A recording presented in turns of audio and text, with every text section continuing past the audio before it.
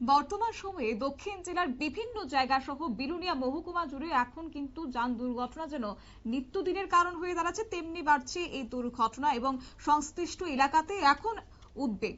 অবশ্য বিলুনিয়া থানার অধীন মনুরমুখ স্কুল সংলগ্ন এলাকায় এক যুবকের রক্তাক্ত এবং বিভৎস অবস্থায় দেহ উদ্ধার করা হয় এবং ঘটনাস্থলে মৃত্যু হয় পুলিশের, এমনই অভিমত পুলিশের পক্ষ থেকে। যদিও তাকে বিলুনিয়া হাসপাতালে নিয়ে আসার পর চিকিৎসকরা তাকে মৃত বলে ঘোষণা করেছেন।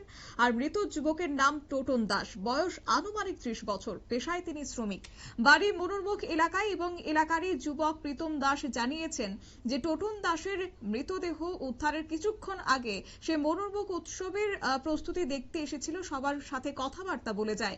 এর কিছুক্ষণ পরে একটি গাড়ি চিত্তামারা হয়ে বিলুনিয়ার দিকে যাচ্ছিল এবং ওই গাড়ি চালক প্রীতম দাস সহ অন্যান্যদের খবর দিয়ে জানায় রাস্তায় একটি দেহ গুরুতর অবস্থায় পড়ে আছে। খবর পাঠানো হয় বিলুনিয়া দমকল অফিসে এবং দমকল কর্মীরা গাড়ি নিয়ে ঘটনাস্থলে পৌঁছায়। রাস্তায় পড়ে থাকা টোটন দাসকে বিলুনিয়া হাসপাতালে নিয়ে আসা হয়, তবে সেক্ষেত্রে চিকিৎসকরা তাকে মৃত বলে ঘোষণা করেছেন।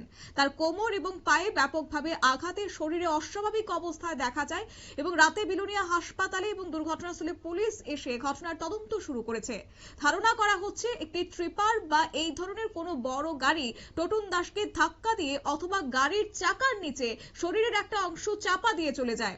একদিকে এই ঘটনার কিছুক্ষণ আগে বরপাথারি ব্রিজ সংলগ্ন এলাকায় গাড়ির ধাক্কায় বাইক থেকে ছিটকে পড়ে শ্যামল পাটের নামে এক যুবকের মৃত্যু হয়েছিল এবং এই ঘটনার 2 থেকে 3 দিনের মাথায় আবারও একইভাবে দুর্ঘটনার শিকার হয়েছে আরো এক যুবক, যেখানে সেই যুবকের মৃতদেহ উদ্ধার হয়েছে। যাই হোক, এই ঘটনায় চাঞ্চল্যের পাশাপাশি গোটা এলাকা জুড়ে নেমে এসেছে শোকের ছায়া এবং দেখার বিষয় আগামী দিনে পুলিশ এক্ষেত্রে এই দুর্ঘটনার নিয়ন্ত্রণে আনতে কি পদক্ষেপ গ্রহণ করে। নিয়ে নিচে ছোট্ট একটি বিজ্ঞাপন বিরতির সঙ্গে থাকুন।